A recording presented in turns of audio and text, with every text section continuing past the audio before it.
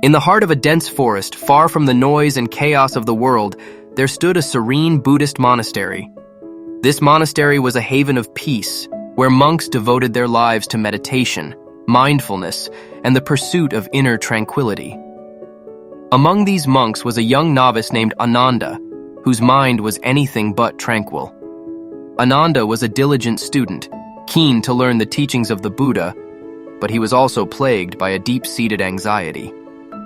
His mind constantly raced with thoughts of the future, worries about his abilities, fears of failure, and doubts about his path. Despite the peaceful surroundings, Ananda felt as if a storm was raging inside him, a storm that he couldn't control. One evening, as the sun dipped below the horizon and the monastery was bathed in the soft glow of twilight, Ananda approached the head monk, Venerable Mahinda, seeking guidance.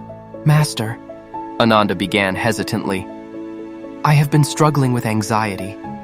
My mind is always restless, filled with fear and doubt. I meditate, but my thoughts keep pulling me away. How can I find peace?"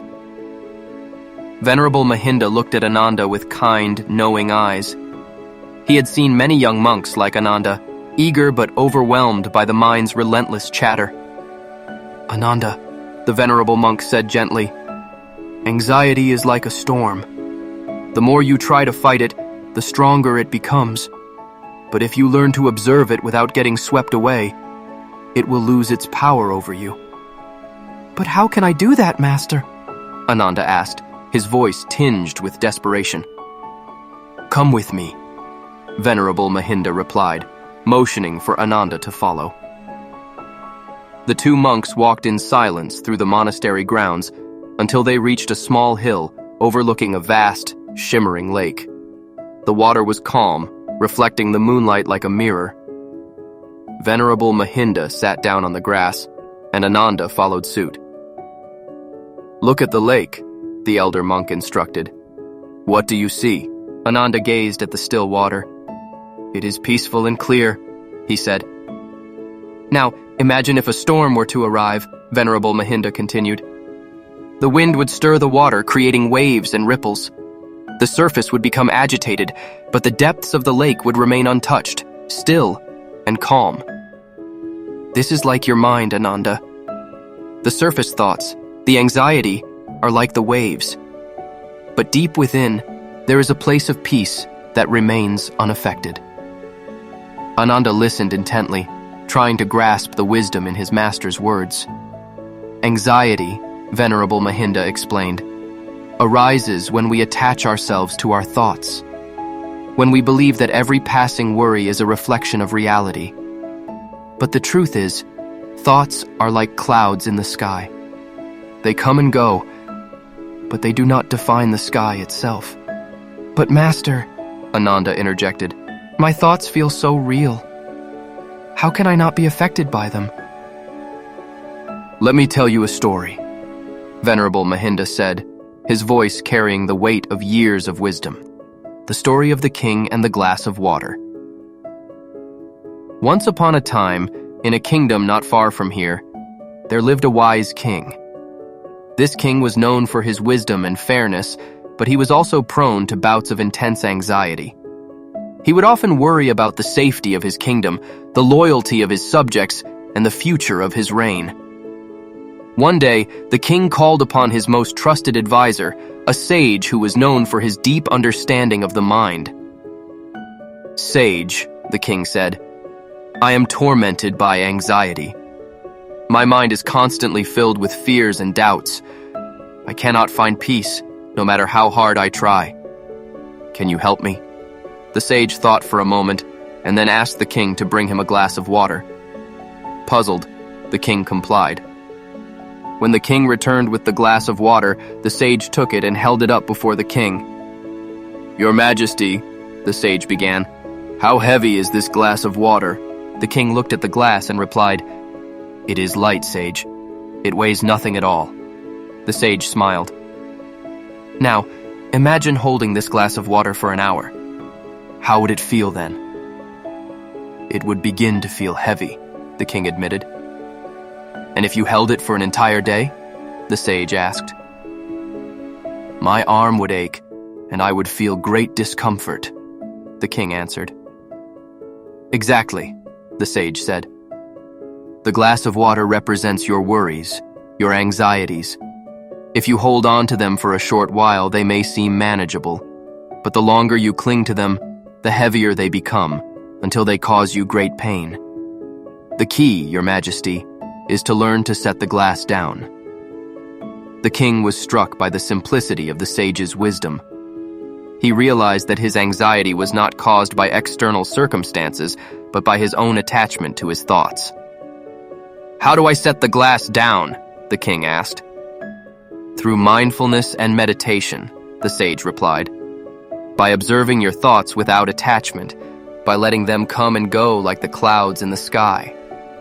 When you do this, you will find that the weight of your worries begins to lift, and peace will return to your mind.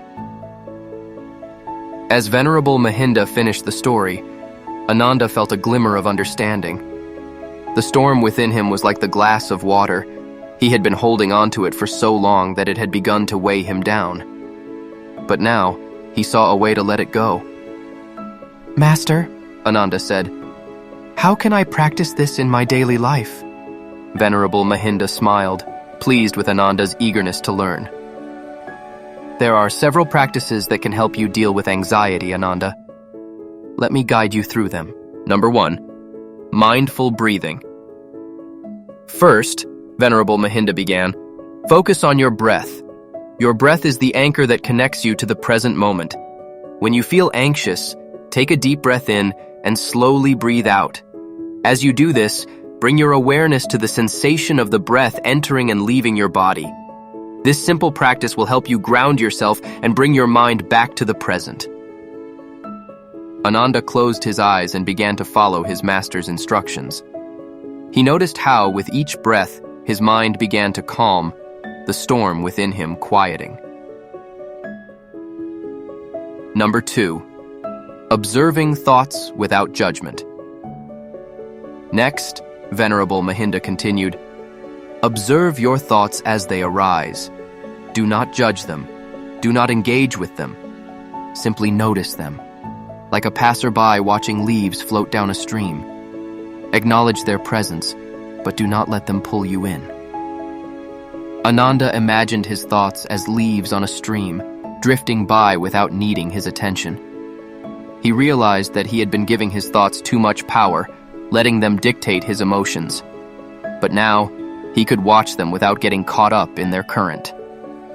Number 3, loving kindness meditation.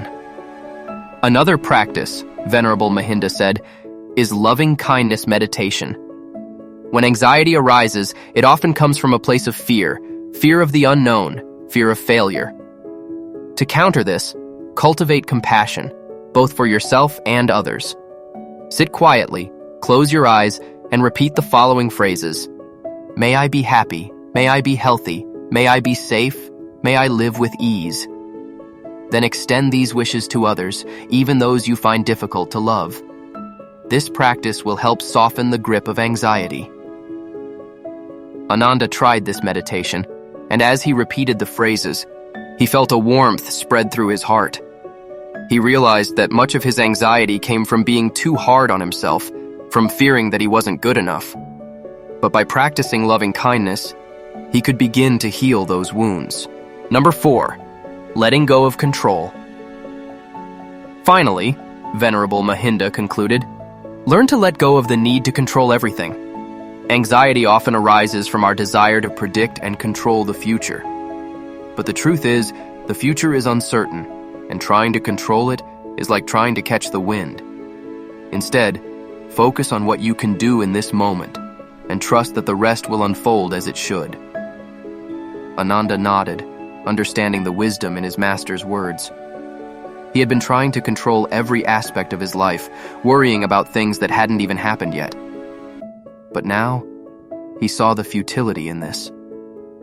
By letting go, he could free himself from the chains of anxiety. Over the following weeks, Ananda practiced these teachings diligently.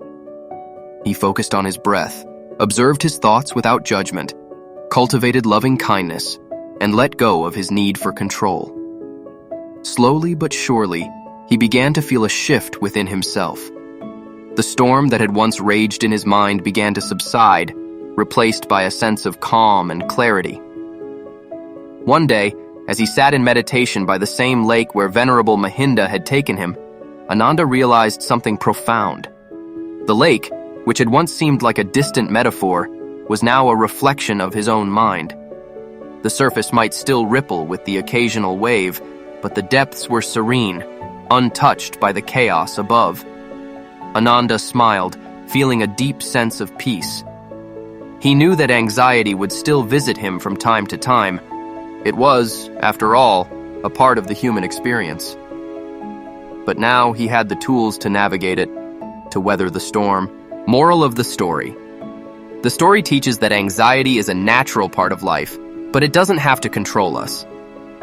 By practicing mindfulness, observing our thoughts without attachment, cultivating compassion, and letting go of the need for control, we can find inner peace even amidst the storms of our minds. Just as the surface of a lake may ripple, the depths remain calm. Similarly, our true nature remains serene when we learn to navigate the waves of anxiety.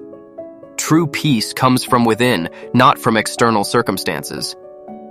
By understanding that our thoughts and emotions are like passing clouds, we can learn to embrace them without letting them define us. With patience and practice, we can transform our anxiety into a powerful opportunity for personal growth, resilience, and deeper self-awareness. If this story resonated with you, don't forget to give it a thumbs up. Share it with your friends and family who might benefit from these teachings. We'd love to hear your thoughts, so drop a comment below and let us know how you deal with anxiety. And most importantly, hit that subscribe button and ring the bell so you never miss out on our next inspiring story. Your support helps us bring more valuable content to you. So like, share, comment, and subscribe now.